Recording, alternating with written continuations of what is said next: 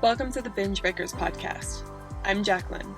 I am here to teach you how I overcame bulimia and my binge eating disorder, and how you can too. Through simple steps of mind management, repairing your relationship with yourself, understanding your habits, and intuitive eating. Disclaimer: this recording is not intended to be utilized as medical advice or a medical diagnosis. If you think you're in need of medical attention or treatment, please seek it immediately. This recording will also contain sensitive subjects such as binging and purging, weight, and depression. Please listen at your own discretion and do what you think is best for you.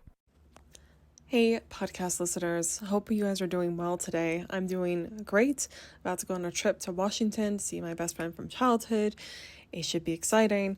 So that's what's going on with me. But anyway, I'm hosting a retreat, a 4-day luxury 7-person private intimate retreat in Mexico, August 3rd through the 7th, for people who want to join, who are struggling with bulimia recovery and binge eating recovery.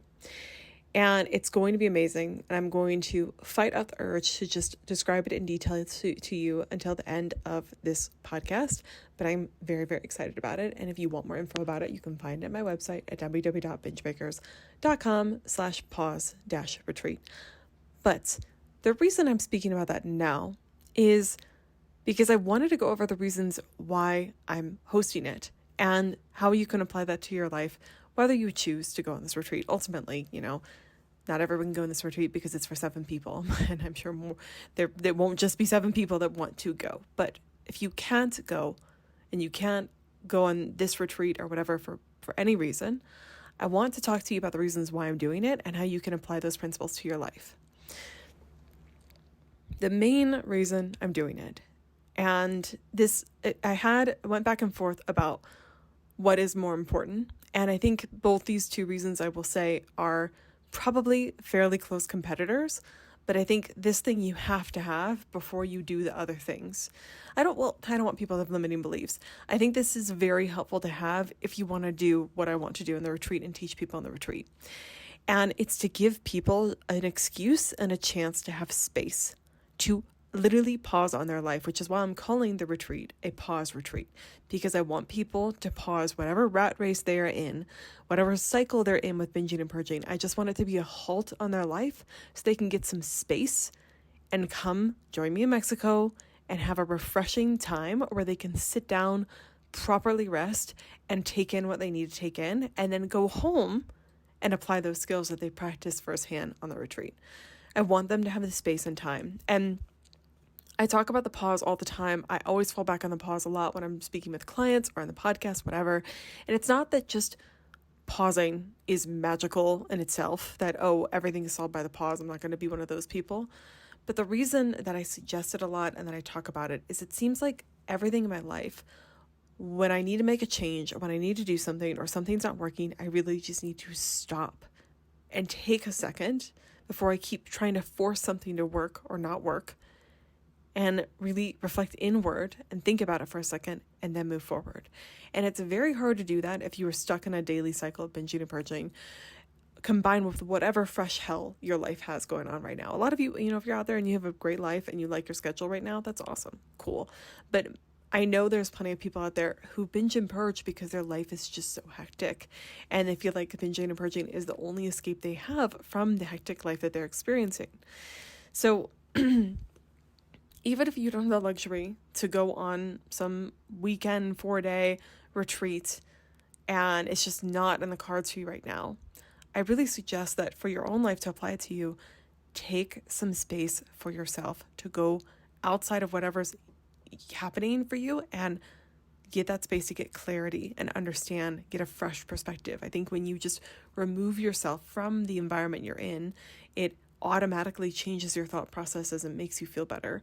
I can't tell you how many times in my life, even if I didn't go on a 4-day retreat, I was in a really bad space, having a horrible time, and then I went for a walk, went outside, looked up at the clouds, and suddenly felt a lot better and was able to understand what was going on. I think what we do with bulimia is we keep trying to force it to work, and we keep trying to collectively keep taking on every mistake that we've made in the past and somehow just figure it out. And we're like, oh, no, it'll be fine. Let's just keep trying to make it work right now. And really what we need to do is stop, accept everything, and then restart again, right? And have this fresh, clean start with a pause. So that's why I'm doing it. And I think a lot of people, they underestimate how valuable it is to just stop everything and take a minute before they continue going on, even if it's just 2 minutes, because that's really when you'll stop all of the thoughts going on and you'll be able to be like, oh, wait, this is what I'm doing wrong. I think back, I use this example a lot, but with art and drawing, if you are drawing something, it's highly important for you to stop after a little while, go do something else, go look at something else. Most importantly, stop looking at the drawing, because your mind will literally make some of the flaws in the drawing. Like, for example, if you're drawing a face, I love drawing faces. If you're drawing a face, it will start correcting things that are wrong with the face. So a common tactic in art or drawing is especially if you're digitally drawing, you can just flip the image and that will give you a fresh perspective. So you'll suddenly see all the errors that you were missing because your brain starts blending it in. It starts filling in the gaps for you. So it can just keep on going because it feels like it's important. It's annoying to see those idiosyncrasies in the drawing. So that's why it's important to go away and get a fresh perspective and then come back to it. And then you will suddenly see what you weren't seeing before. And that's why I'm doing this pause retreat first and foremost, is I need people to just get out of the cycle for a second so that they can understand properly what they need and have the time and space to heal and, do what they need to do to get better and feel refreshed. Honestly, like all of us need a vacation every few weeks. And it's a shame that we live in such a capitalist driven society. It's something I grapple with a lot because obviously I use, like, my business is part of capitalism, right? But it also is how we survive. But it really sucks how much in America, especially, this work culture of just work constantly. It doesn't promote as much of taking a break, rejuvenating, and enjoying yourself. Because at the end of the day, what are you doing if you're constantly in a rat race and you're not taking a break? What are you living for, So that's the first and foremost reason that I'm doing the pause. Taking that into your own life. Highly recommend that you take a pause on your life. Take a second, go outside if that's all you can do, or switch up your environment today, go somewhere else that's not in the regular routine so you think differently than you have before. Or if you can afford it, book out an Airbnb for a weekend and go there and just chill for a minute, all right? Treat yourself. If you can't, come to Mexico with me or go on some luxury vacation, whatever. The second reason I'm doing the pause retreat is because I want people to get experience actually practicing the tools in real time and doing it and then seeing for themselves that they can actually do it. I think a big barrier with recovery is people never actually practicing the tools, and then when they actually practice it and realize this is possible for me, they've now suddenly formed a new pathway. Now they understand it's possible. It's no longer a fictitious belief or hope in their brain. They can see it in real time that it's working. And I am not going to be the snake's oil salesman that says, oh, after you do this retreat, all your problems will be solved and you will be healed. But I know that it'll be transformative because not only will they practice the tools with me and the 7 other people that are going, we're literally going to be having group meals where we sit down together and talk in real time about what's coming up for them. And we all know who has struggled with food, how valuable that is, because when you're around normal people, they just don't get it. They just don't understand. They can sympathize, they can empathize, but they don't understand. So we'll be doing things like that. We will literally be exposing ourselves to new foods. We'll be talking about the struggles in real time. We'll be going through urges, feeling our feelings, whatever it is, in real time. But the benefit of that is that when you actually do that and then you are successful with it, it's suddenly now a reality for you. And I know that if they take that home with them, even if they struggle, then they will understand. They can fall back on the relief, or they can fall back on the idea of, but I did it.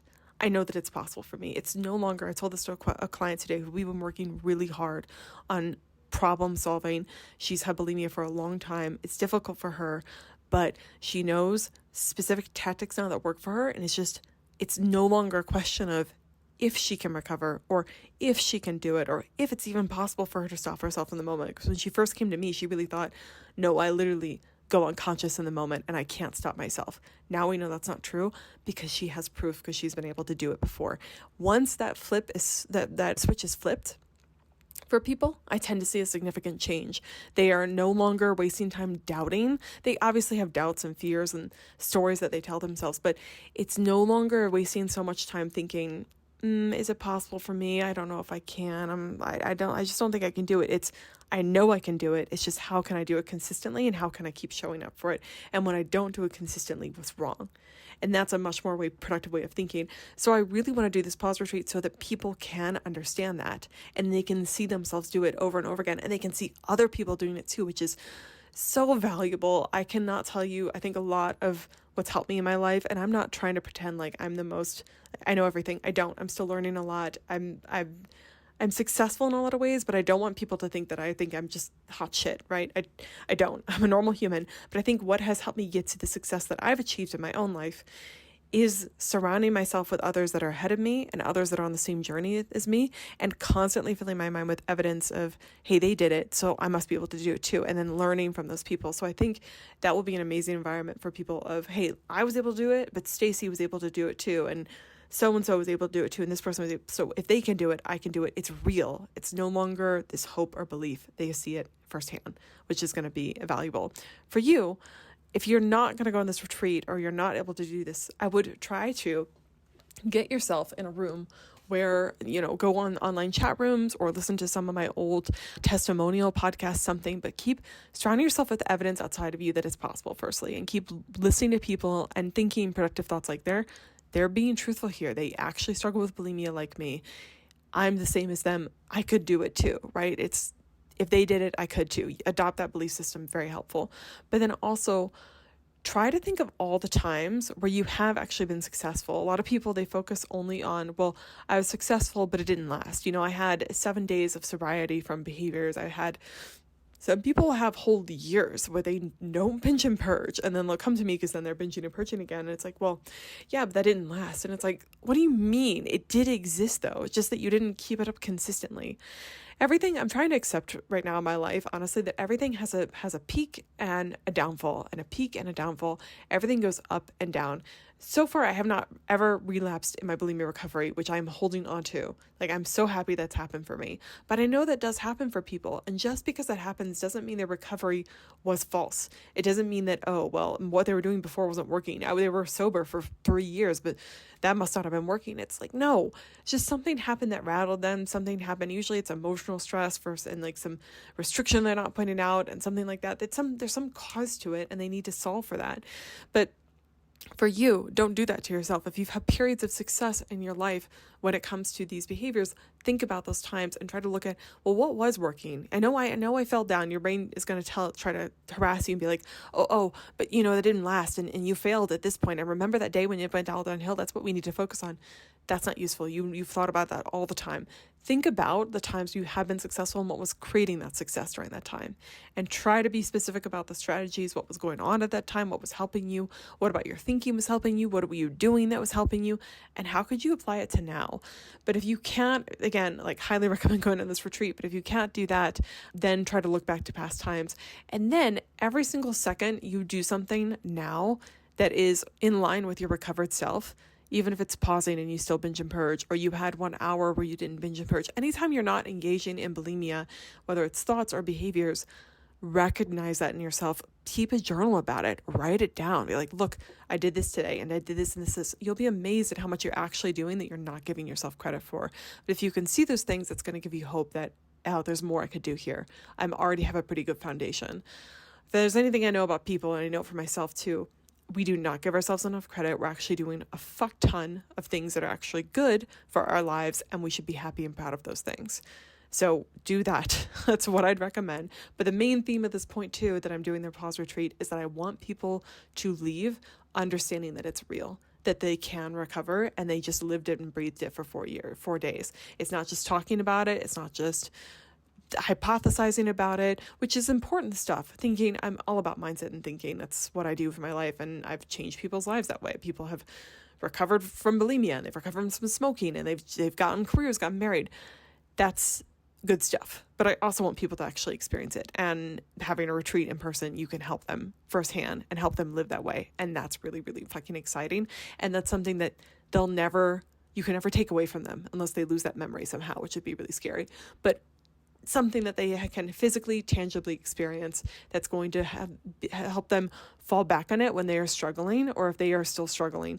And I think they won't struggle as much after this, but if they're still having mess ups after they get home, because 4 days isn't going to be enough time usually to completely recover, but they will have that to fall back on when they continue their recovery afterwards. And the third reason is that I want people to be in a safe environment with food. I really want to create a space for them where they feel safe and loved and connected.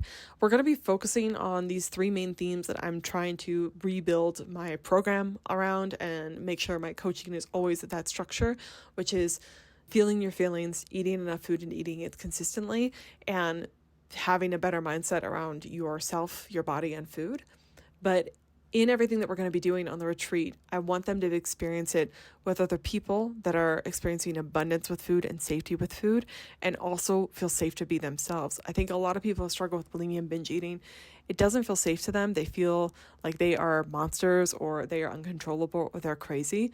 And when you build an environment where you're surrounded by others and it's okay and no one's judging you for it, and there's no pressure for you to do anything other than be yourself and be connected and be loved and feel supported, you would not believe how much of a difference that makes in someone's life. You know, I've had people tell me pretty crazy things sometimes, and it's interesting because me and other people do this too. When you are just kind to someone and you don't react badly, you just are like, it's okay. I understand, you're not crazy. I've had that experience with other people too when I'm telling them things.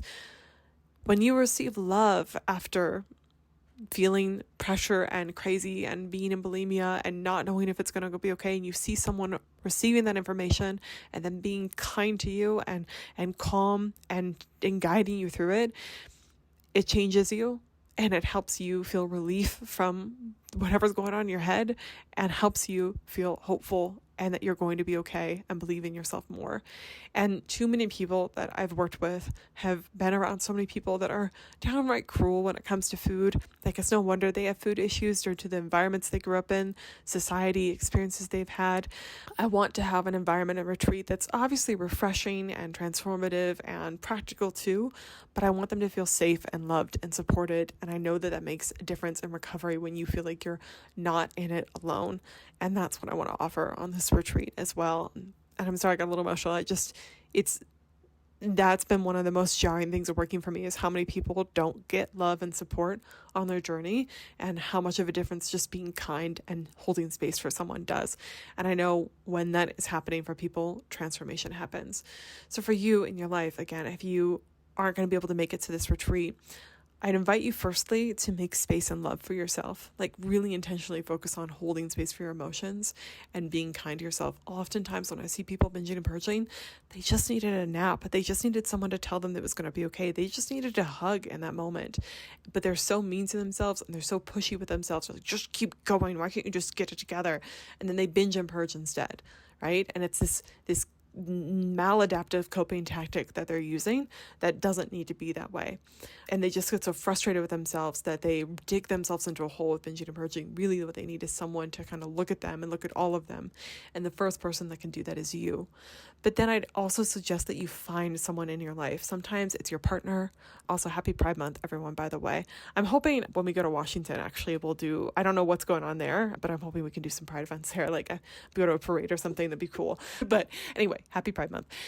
That was a tangent. But sometimes for you, it's your partner who can be supportive and show you love. Sometimes it's finding an objective source like a therapist or a coach or a support group. And a lot of people are like, oh, well, they're paying you. You're paying someone to hold those things for you, so it's not credible or whatever. If you talk to someone who's a good therapist or a good coach, and ask them if they truly care about their patients and their clients, even if they're getting paid for it, you will see, like, they will answer, yes, of course, I freaking care, because we're humans too. So if you truly are in service to your clients, I think you care and love them and hold space for them. Like, you'd have to be a robot not to be attached to the people that you work with. But you find professional help for that, or you could find a friend that you can talk to. And it's not that you're expecting these people to know everything to say, to have all the right things to say, to be able to offer you all the support in the world. But I just want you to find an outside source of yourself that's going to be kind and loving, even if they don't have all the right things to say. Like, when I told my boyfriend, he didn't have all the right things to say, but he did say back to me, oh, it's okay. We'll find help. We're going to get better. Like, it's going to be all right. He didn't react of, oh my God, it's a disaster. How could you be doing that? That's disgusting. What's wrong with you? And he didn't act like it was the end of the world. And that's what I was thinking. So seeing him act in a way that was calm, kind, loving helped me do that to myself as well. Helped me also be like, maybe it isn't the end of the world. Maybe there is hope. So I want you to, if you don't already, find some sort of source. Sometimes it can be an online group there. And, my group coaching program offers a Facebook private program, or a Facebook private community that you can join. But if you can't afford to do group coaching, there are lots of free forums online that you can join. And the eating disorder community on Instagram and other places too are thriving with lots of support. So you can find online support that way too. It's not like it's completely, you're isolated. And I know it's hard to talk to people, but I do believe having at least one person in your life, whether it's a professional or a friend or a family member, that can make a world of difference. And that's why I want to do the pause retreat as well. So I want you to apply those things in your life, regardless of whether you're going, but I just wanted to talk about it because I'm really excited about it. I think I need this pause. This week, I'm going to have my own kind of pause retreat with my friend in Washington, and we should have a good time. It's the first week that I've taken off of work completely. Actually, that's a lie. I'm still working on this Monday. But after this today, I'm only going to have I'm going to do Facebook Live on Wednesday, but otherwise I'm not working at all, taking all my appointments off this week. And it's been the first time since December that I've done that. I've taken vacations, but I haven't taken a full week off. So I think I'll get a lot of clarity and perspective shifts, which is it's not the top reason, but I think, when you go off on a retreat like this, you transform, you get a lot of clarity, you change your perspective, which I'm hoping. And you just get a freaking break, and that's sometimes what you need. You need a recalibration. So I'm excited for that. But the pause retreat, for those of you guys that are interested, you're like, what? A 4-day retreat, a private intimate retreat in Mexico? Jacqueline, tell me more. How can I join this retreat? You can join by going to bingebreakers.com at bingebreakers.com/pause-retreat, and that's how you can find the information. If you were already a group member or client, though, you will have to email me at jacqueline.davis@biz, and we'll have to sign you up manually so you don't get extra charged. But if you are wanting to join, you can go there and look at more information there. It's going to be August 3rd through the 7th, and it'll start at 5 p.m. on August 3rd. People will fly in the morning, typically. And it's going to end at 10 a.m. on the 7th, and people will then drive out for the airport and fly out. It's going to just be really, really fucking cool. I'm so excited. I'm really nervous. I'm really scared, actually, because I've never hosted a full-on retreat before, but I have hosted some in-person events back in the day, not Bulimia related at all. But it should be a luxurious, refreshing environment where it's going to be in San Pancho, Nayarit, I believe, hopefully I'm pronouncing it correctly, Mexico. And I'm partnering with Ocho, which is a retreat center. It's called, if you want to look it up, it's called ochoexperience.org. That's where the retreat will be hosted. I'm working with the owner of it, which is Allie, and she's been super supportive. But they focus a lot on wellness and transformative healing retreats. They do a lot of different types of medicines there. They offer services like massages, cacao ceremonies, all that sort of stuff. So we're going to be doing lots of different things with them. Each day, as what's going to go on day to day in the retreat, if you're kind of a schedule person, you'll wake up, there'll be breakfast available for people to grab, but it's kind of whenever people are waking up at 9 to 10 o'clock, 9-ish, 10, we're still working on the schedule a little bit. We're going to be doing group talks where we're talking about certain subjects with bulimia recovery and then doing some group coaching. And I'm excited for it because it's not going to be a corporate event where it's just go conference and 300 people. It's going to be 7 people max. So it will be like a sit down group conversation where we'll be able to have a fruitful discussion and people go back and forth. It'll be almost like a mastermind, but a luxurious retreat mastermind. And after that, we'll have a group meal. We'll have a little break and then group meals. It'll be family style, and that will be a great event because we'll really literally be able to talk about how we're feeling as we're eating. And then later in the afternoons, we'll have some one-on-one time. Depending on the day, we're going to be doing excursions. One excursion will be a local cuisine in the city, tour of food. And I'm chose that specifically because I want us to get used to eating different types of foods and getting out of our comfort zone. We'll also have a cacao ceremony, which is where we'll be making fresh cacao, and then we'll also be doing the ceremony with it. And it'll be interesting because you kind of really get to understand the true purpose of food and connect with food in a different way. And I think a lot of the experiences we're going to do are you connecting with what actually it is, because I think bulimia takes you so far away from what food and your body are actually for. And I think this retreat, the location, it's out in nature, it's beautiful environment, it's in Mexico, and being in that sort of environment grounds you to, this is life. Life isn't about like the scale or how many calories I'm eating or what I look like today. It's about being on this earth, in nature, being connected with people, relationships, being happy and feeling good. And I'm hoping that this retreat will provide that for people. But so the afternoons, that's what's happening. We'll also have one-on-one times where I'll kind of go and walk with people from the group. One-on-one, individually, we'll go off into a different thing and talk about different part of the retreat center and talk about whatever struggles they're going on with. And then we'll have dinner together, and then we will have sunset walks, which should be beautiful. So it's going to be, like I said, really intimate, really intense, but hopefully good. And I'm trying to schedule the retreat so that you guys that do come, you have an opportunity to obviously discuss things and get what you need from me and the other group members, but you also have time just to chill and enjoy the services. It's an all-inclusive retreat center, and you also, with your purchase, will get one-on-one service from the retreat center. So like I said, you could choose an acupuncture or a massage, or they offer lots of different services like a breathing technique service, like lots of different things. You'll look it up. It's on my website. But that is going to be part of it. I want you guys to not only just have a good time, and I want you guys to not only learn things and be practical with it, but I want you to have a really good time and to feel refreshed. People also have the opportunity to stay longer if they want to. You'll be able to coordinate that after purchasing with the actual retreat center. They'll have add-ons, and it's going to be really amazing. That's all I can say. So if you are interested in that, if that sounds good to you, it's basically, I keep trying to help people, like it's like a luxury retreat vacation that's centered around recovery. It's like if you want to feel safe and learn things about recovery and be comfortable with food and change your life and feel transformed, but also take a vacation in Mexico, this is going to be for you. So that's what it is. So excited. I've never done anything like this before, so I'm thrilled. I think it's going to be transformative for me too.